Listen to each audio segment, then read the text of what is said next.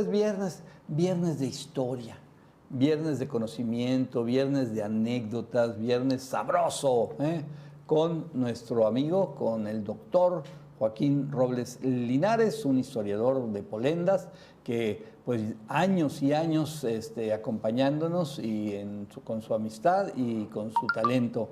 Joaquín, muy buenas noches. Muy buenas noches, muy contento de estar otra vez con ustedes en este viernes. Gracias. Iniciando mes. Iniciando mes. Agosto. El enfadoso agosto le llamo yo, Joaquín. Sí, es muy caluroso. Es que ya, como es aparentemente el último mes de muy intenso calor, y digo aparente porque septiembre pues no se queda muy atrás, ya decimos, bueno, acabando agosto ya viene otra. Y sí, septiembre, a mitades de septiembre más o menos ya hay nochecitas que están muy agradables. Pero bueno, Joaquín. Así es. La ley de cultos y la guerra religiosa en Sonora. Sí, fíjense que vamos a platicar de un tema que durante muchos años era una especie de, si no censura, sí un silencio por esto que había sucedido a partir de 1925. ¿Qué fue? Bueno, el 31 de julio de 1926, hace 99 años, para que se den una idea del tiempo que ha pasado. Exactamente. Entró en vigor la ley de cultos, conocida popularmente como la ley Calles. Siendo presidente Plutarco Elías Calles, y quizá el revolucionario anticlerical más belicoso que había del grupo de revolucionarios sonorenses, porque hay que entender algo, ellos llegan al poder el 20, y sin embargo Obregón no tenía esa pulsión de estar en contra de la iglesia y afectarla. Incluso hay documentación donde él le pregunta a Calles por qué lo hace. No ganaban absolutamente nada. Sin embargo, Calles expide esa ley tomando en cuenta que suponía el presidente de la época, el general Calles, que la iglesia conspiraba en contra de la revolución, conspiraba en contra del régimen, y en un momento dado le disputaba el control del país y el poder. Sin embargo, la realidad es que sí había una oposición, pero no ponían en riesgo al régimen. Y entonces, aún así, Calles expide esta ley y entra en vigor el 31 de julio. Bueno, esta ley de cultos, ¿qué hacía? Primero, cerrar todas las iglesias, seminarios y todos los lugares de culto de todas las confesiones, pero particularmente la católica. Además, obligaba a los sacerdotes a un registro, en fin, a varias cosas. Les exigía estar casados, y además que deberían de tener más de 40 años para poder ejercer el ministerio, aunado a otras condiciones que tenía la ley, pues que ponían en entredicho el ejercicio libre de la religión en México. Evidentemente esto causó una gran inconformidad a nivel popular. No fueron las élites ni tampoco las partes políticas del entramado social, no, fue una verdadera insurrección popular.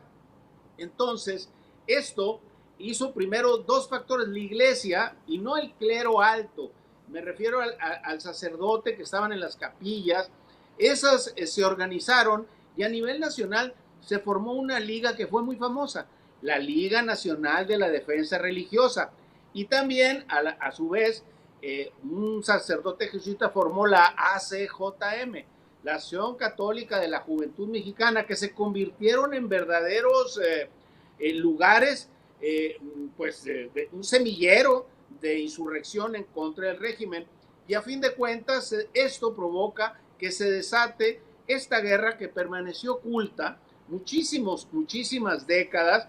De hecho, si ustedes se van a su instrucción primaria, pues ni siquiera la estudiaron.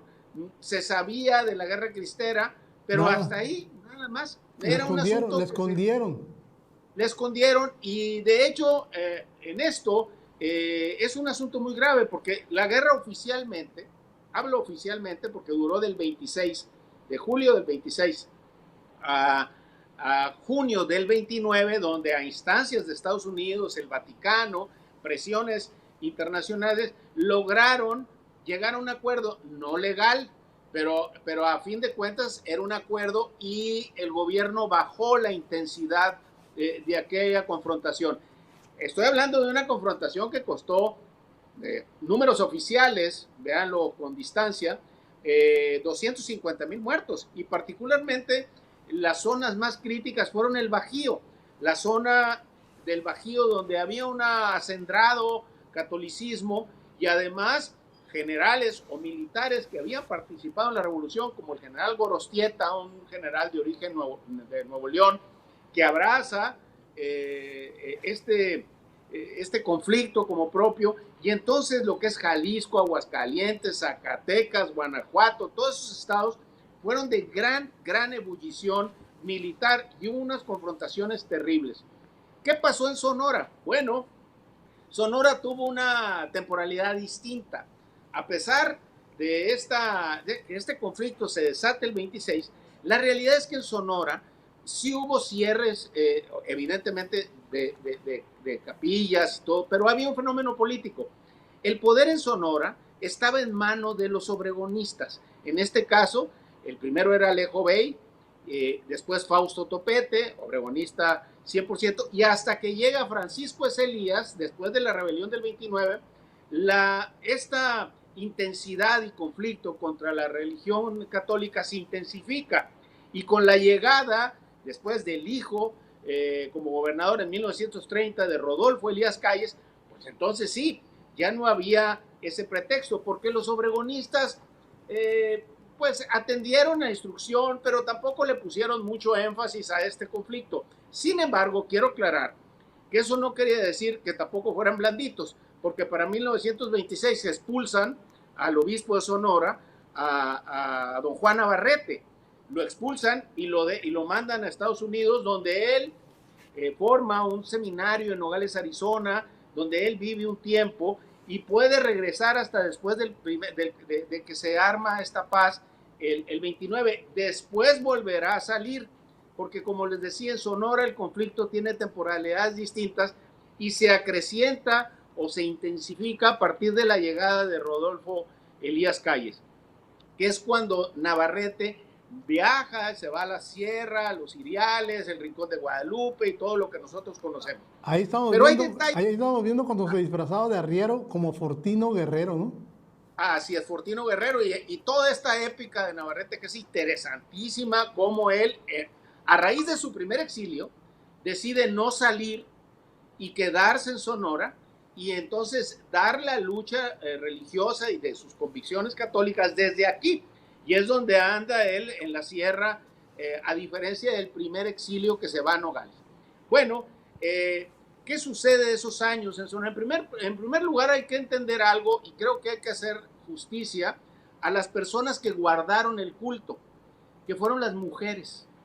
Las mujeres guardaron el culto al interior de las familias, siguieron las misas, siguieron los bautizos, siguieron las confirmaciones, pero todo gracias a las mamás y a las mujeres que conservaban, a diferencia de los hombres que no se involucraban en los temas, las mujeres sí tenían ese valor para tenerlo. Y yo tengo testimonios, por ejemplo, de maestras de primaria de los años 30, de finales de los 20, como en una escuela como la Cruz Gálvez, por ejemplo, sacaban a las niñas, les daban misas escondidas, les daban la comunión, y eran maestras y eran mujeres.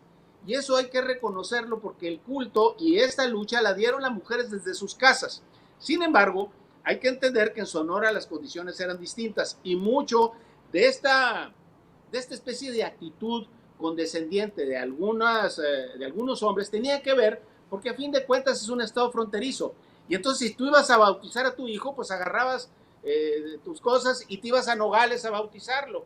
O lo mismo en Agua Prieta, o lo mismo, o sea, esta cercanía con los Estados Unidos permitió que aquí se relajaran un poco las cosas. Sin embargo, para los años 30 hubo levantamientos muy importantes en lo que es la zona alta de la sierra, Nacorichico, y hubo un enfrentamiento militar, y hay que reconocer a un general de la época que fue el que acaudilló los levantamientos de los cristeros, básicamente en la zona de Batuc, el general Luis Ibarra, secundado por una familia que no era de origen sonorense, pero se había venido a vivir aquí, los de la Torre, llegaron y tuvieron, o llegaron a tener una gran cantidad de adeptos y tienen confrontaciones militares muy serias en lo que es la zona del Novillo, toda esa zona, contra los batallones del ejército que los combatían. Y estoy hablando del año 1934. La paz se había firmado el 29 y entonces todavía en Sonora se seguía combatiendo. Este conflicto, a pesar de que se firmó la paz el 29, realmente se cierra hasta 1939.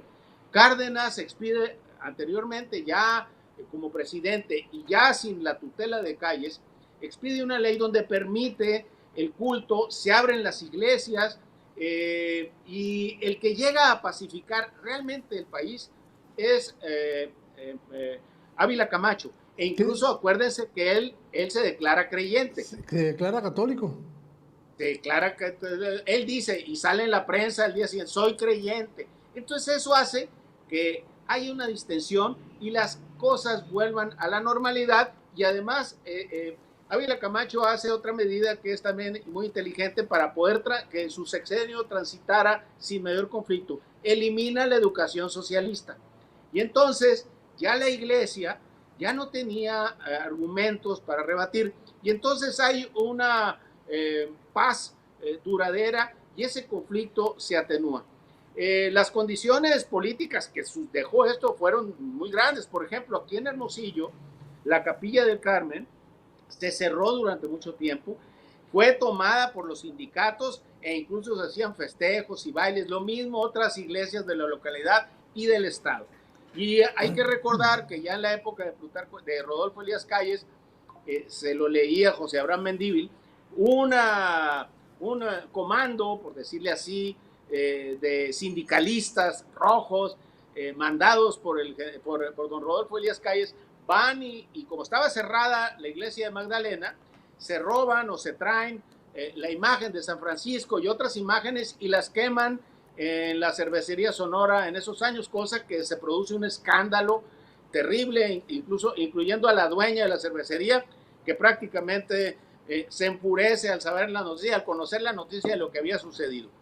Esto provocó muchos enconos, muchos conflictos que realmente se resuelven ya hasta los años 40. Sin embargo, para los años 70, que la noticia o la historia de esta guerra empieza a emerger, aparece un libro que realmente viene a dar puerta abierta a este conflicto. La Cristiada de Jan Meyer, un francés, historiador, que llega a México, se da cuenta de que este conflicto permanecía en la memoria de la gente, pero no en los libros, y entonces se dedica a estudiar y nos da luces sobre lo que pasó y emerge esta historia que hoy debería ser contada, relatada y además verla a la distancia de casi 100 años, qué fue lo que sucedió y también darle su lugar a todas aquellas personas que se sacrificaron su vida en este tema tan importante. Oye, Joaquín, nada más, el tema de la violencia sobre las iglesias, o sea, sobre los edificios, no fue demasiada, ¿no? O sea, hasta cierto punto, vamos. No, lo que hicieron, no, sí hubo quema, hubo destrucción. Por ejemplo, mira, aquí en Sonora quemaron el Cristo Negro que hay en Aconchi. No sé si alguna vez lo conocieron. No, bueno, no. El que está ahí es una réplica, ¿no? Es una réplica que mandaron, pero lo destruyeron en aquella época. No destruyeron los templos, porque los templos los nacionalizaron y entonces el gobierno tomó posesión de ellos y entonces alojó sindicatos o grupos de choque o organizaciones que estaban de acuerdo con eso. Pues digo, jacobinos pues nunca faltan, ¿verdad? Siempre hay, ¿no? Y entonces se alojaron igual que en la capilla del Carmen, hasta bailes hacían, ¿no? Adentro de la capilla. Y entonces esas imágenes, muchas de las imágenes, al ver esto que venía, las familias, en este caso las mujeres, las organizaciones, se las llevaron y las resguardaron. Okay. Sin embargo, hubo otras que sí sufrieron destrozos, como la imagen del Padre Quino, que obviamente había traído el Padre Quino, y la que está ahí, pues es una réplica de aquella antigua imagen de San Francisco. Pero en sí, las iglesias, aquí en Sonora al menos, no las destruyeron. Oye, Joaquín, pero nomás para hacer un paréntesis, lo que me llama la atención es la hipocresía del gobierno, ¿no? Se desgarran las vestiduras con el asunto de Tlatelolco y con el asunto de Ayotzinapa. Y estás hablando de 250,000 asesinados.